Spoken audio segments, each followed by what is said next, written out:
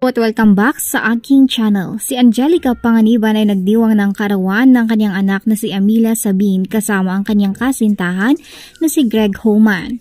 Kasama nila ang mga kaibigan at pamilya sa masayang pag-awit ng happy birthday habang hawak ang kanyang cake. Ito isang magandang pagkakataon para sa kanilang pamilya na magkasama at ipagdiwang sa unang taon ng kanilang minamahal na anak na si Amelia Sabin. Sana'y magpatuloy ang kaligayahan at pagmamahalan sa kanilang pamilya habang lumalaki si Amelia Sabin. Bago nyo panoorin ang kabuuan ng video ay huwag kalimutang mag-like, comment, share at subscribe para sa iba pang mga kaganapan. 1,